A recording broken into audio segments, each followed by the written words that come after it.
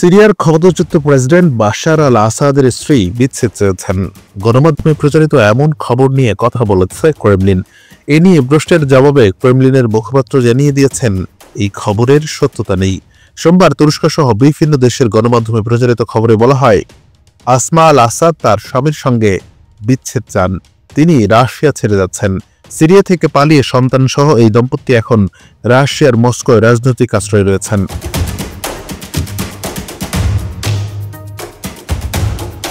গত 8 ডিসেম্বর দামেস্কে বিদ্রোহীদের হাতে বাশার আল আসাদের টানা 24 বছরের শাসনামলের পতন হয়।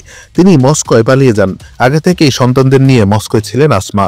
বাবা আর ছেলে মিলে আল আসাদ পরিবার টানা 53 বছর ধরে সিরিয়া শাসন করেছেন। গত রবিবার তুরস্কের বিভিন্ন গণমাধ্যমে মস্কোয় নানা বিধিনিষেধের বেড়াজালে বাশার আল আসাদকে থাকতে হচ্ছে বলেও খবর প্রকাশ হয়। সিরিয়ার সাবেক ফার্স্ট লেডি আসমা মস্কো ছেড়ে যুক্তরাজ্যের লন্ডনে ফিরতে চান বলেও জানানো হয় বিভিন্ন গণমাধ্যমে।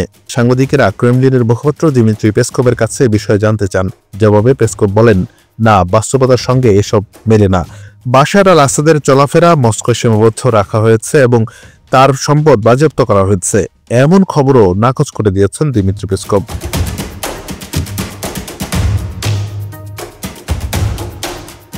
রাশিয়া বাশার আল আসাদের দীর্ঘদিনের ঘনিষ্ঠ মিত্র। এমনকি সিরিয়ার গৃহযুদ্ধের সময়ও আসাদ সরকারকে সামরিক সহায়তা দিয়ে এসেছে মস্কো।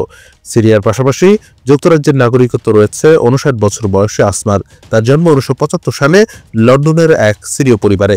তার বেড়ে ওঠা পড়াশোনা সবই লন্ডনে। 2000 সালে 25 বছর বয়সে পাকাপাকিভাবে সিরিয়ায় চলে আসেন আসমা। ওই বছরই বাবা প্রেসিডেন্ট হাফিজ আল আসাদের মৃত্যুর পর সিরিয়ার নতুন প্রেসিডেন্ট হন তরুণ বাশার আল আসাদ। এর কয়েক মাস পরই বাশার আল আসাদের সঙ্গে আসমার বিয়ে হয়। তবে যুক্তরাজ্যের পররাষ্ট্রমন্ত্রী ডেভিড লামি আগেই বলেছেন, আসমাকে যুক্তরাজ্যে ফেরার অনুমতি দেওয়া হবে না। এ মাসের শুরুর দিকে যুক্তরাজ্যের পার্লামেন্টে দেওয়া ভাষণে তিনি বলেছিলেন, আমি এটা নিশ্চিত করছি যে আসমার বিরুদ্ধে নিষেধাজ্ঞা বলবৎ থাকায় তাকে যুক্তরাজ্যে স্বাগত জানানো হবে না।